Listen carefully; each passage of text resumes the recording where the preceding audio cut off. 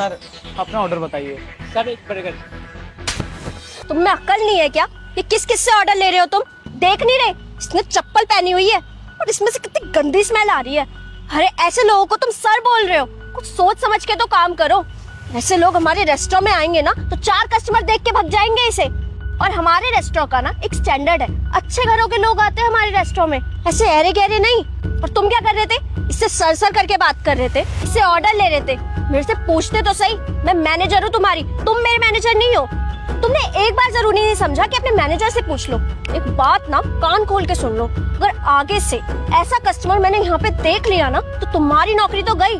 और हाँ, अभी के अभी ना सिर्फ धक्के मार के यहाँ से निकालो, वरना ना तुम्हें भी धक्के मार दूंगी यहाँ से। ये रेस्टोरेंट जब शुरू हुआ था ना तब से मैनेजर हूँ यहाँ की मैं, और इस रेस्टोरेंट को ना यहाँ से यहाँ पहुँचाया मैंने। और मैं नहीं चाहती कि तुम जैसे लोगों की बेवकूफी की वजह से ये रेस्टोरेंट वापस डाउनग्रेड में चला जाए। मैम शायद आपको भी पता नहीं है कि सर ने हमें क्या कहा है। सर ने हमें बोला कि कोई भी रेस्टोरेंट में आए उसके साथ अच्छे से ट्रीट करना, बस मैं वही फॉलो कर रहा था मैम। और आपने मुझे थप्पड़ मार दिया मैम। देखो सर ने क्या बोला है ना, ये बात मुझे मत समझाओ, मुझे अच्छे से पता है यहाँ के रूल्स एंड रेगुलेशन। और इस टाइम तुम्हें सर दिख रहे हैं यहाँ पे? नहीं ना, तो इस टाइम तुम्हारी बॉस सिर्फ मैं हूँ। तो जो मैं बोलूंगी ना वही होगा। कि मेरे पे ना सर बहुत भरोसा करते हैं, तो जो डिसीजन मैं लूंगी ना सर कुछ नहीं कहने वाले। तो तुम चुपचाप वो करो जो मैं कहती हूँ। मैम लेकिन सर ने तो कहा था कि कोई भी है उसे भूखा जाने मत देना। आप प्लीज मैम ऐसा मत कीजिए। क्या तुम नहीं कर सकते? तुम नहीं कर सकते, लेकिन मैं अच्छे से कर सकती हूँ। रुको तुम मैं बताती हूँ। अरे क्या हो रहा है ये?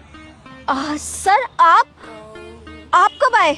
वो क्या है ना कि रिक्की थोड़ा सा नासमझ है, तो बस उसे समझा रही थी कि ऐसे कोई कस्टमर हमारे यहाँ आए ना तो उसे मना नहीं करते हैं, उसे ऑर्डर सर्व करते हैं। ये तो मना कर रहा था ऑर्डर लेने को, मैं इसे वही समझा रही थी बस। कान, तुम्हें पता है तुम्हारी आवाजें रेस्टोरेंट के बाहर तक आ रही थी कि तुम किस तरीके से इस पे चिल्ला रही थी, वो भी सिर्फ इसलिए कि रिक्की इनको सर बोल रहा था और फूड सर्व कर रहा था। हाँ, इसलिए तुमने इन पे हाथ उठा दिया। मुझे तुमसे ये उम्मीद नहीं थी मुस्कान।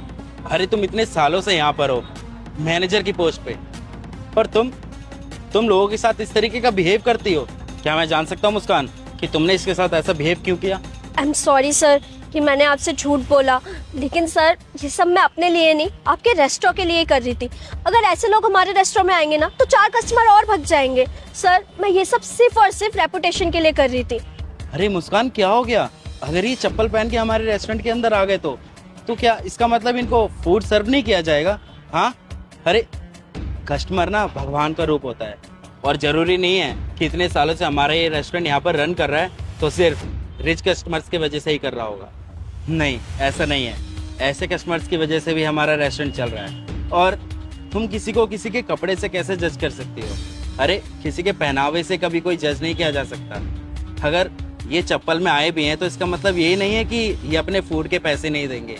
तुम्हें इनके साथ ऐसा बिहेव नहीं करना चाहिए था। मैं आशा करता हूँ मुस्कान कि आगे से कभी तुम किसी भी कस्टमर के साथ बदतमीजी नहीं करो। सर मुझे समझ आ गया है कि मैं गलत थी, आप हो सके तो मुझे माफ़ कर दीजिएगा। मैं आगे से कभी किसी के साथ ऐसे बिहेव नहीं करूँगी। और रिक्की सॉरी, मैंने तुम्हारे साथ इतना मिसबिहेव किया, तुम्हें थप्पड़ मारा। कोई बात नहीं मैम, मुझे मेरी गलती का एहसास हो गया है। मैं कस्टमर से और एम्प्लॉयज से सबके साथ ही अच्छा बिहेव करूँगी। सर प्लीज़ मुझे नौकरी से मत निकालिएगा।